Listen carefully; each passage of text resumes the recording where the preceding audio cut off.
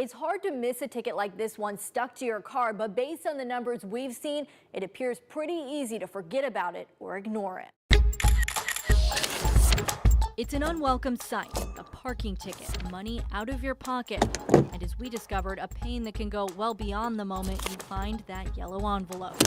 Very frustrating. I actually filled out about 3 papers.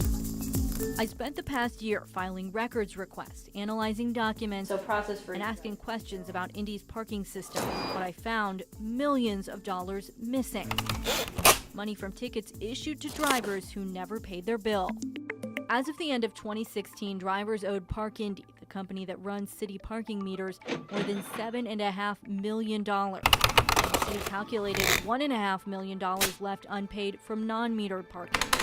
That adds up to a whopping $9.1 million uncollected, money that could go to more police officers or to pave bad roads. For those people who do pay, it's really unfair for those who scoff at it. Park Indy, a private company not run by the city, wouldn't sit down with us. I think 30 days. So I spoke to Deputy Controller Brett Weiniger, who runs the city's half of the system. Just because there's a debt out there that might be lingering does not mean that we're going to stop pursuing it. But pursuing that parking debt can take years. I asked Park Indy for a list of their top offenders, the people who owe the most in parking tickets. Get this, 4 of the top 5 drivers racked up at least 40 tickets each, some dating back all the way to 2008. The worst offender ignored 150 tickets in just 14 months, owing more than $22,000. I knocked on a lot of doors trying to track down those drivers. That's not you. But they're hard to find. I'm looking for The address for the woman who owes $22 grand. I found a woman who says she's her mother. She never did say anything about it. She claims her daughter died this summer and had said nothing about the parking debt she'd owed for 5 years. Documents linked to another driver showed numerous envelopes returned, marked unable to forward. I haven't seen her at all. It's parked in front of the fire hydrants. The city system relies largely on paper notices mailed to you if you don't pay. So I'm not sure. Drivers we spoke with found navigating the system difficult. Actually finding how to get the paperwork to put in is kind of hard.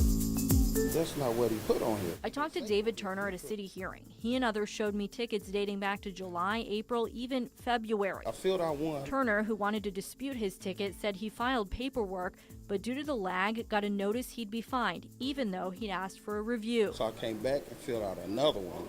That took so long, I came back and filled out like every paper in the box. I don't know how ticket writing goes. Another driver, Christina Matlock, told me she didn't even know there was an outstanding ticket under her name until she received a collections notice. It was March, my first letter, and then September, my second one saying I have to go to court. Weiniger admits paper tickets and a confusing process have plagued the parking system for years. But he says our investigation did prompt action. I want to thank you for bringing up the issue because, that gave us an opportunity to really go through and look at some of those line item by line item. Weiniger found some unpaid tickets that had stalled and gone unnoticed. That could have caused drivers to think they didn't need to pay. He says right now the city is working on a better website and electronic pay terminals where you'll be able to pay or dispute a ticket in one place. We're very eager. We would have liked to have had this in place already. It all adds up to a system that is changing, but slowly. If you're one of those people who owe a portion of the $9 million outstanding dollars, beware. The city has 10 years to track you down, so you could end up with a bill you didn't expect. We're not giving up on things just because they're past due and delinquent. The city told me the biggest reason they can't find people is because they rely on the address you register with the BMV, and many people move and don't update their address right away. Well, Jill, I have to ask the question that's on everybody's mind right now. How could anyone have 150 parking tickets? It's a lot, and that was in just 14 months. Now, I asked Park Indy that exactly. They told me that normally they try to tow cars with multiple tickets, but obviously that doesn't always happen. They said they're looking into a booting program. Right now in Indianapolis, they don't boot any cars. They can put that on your car so you can't drive away. The City County Council would have to approve a system like that. It's a fascinating story. All right, Jill, thank you.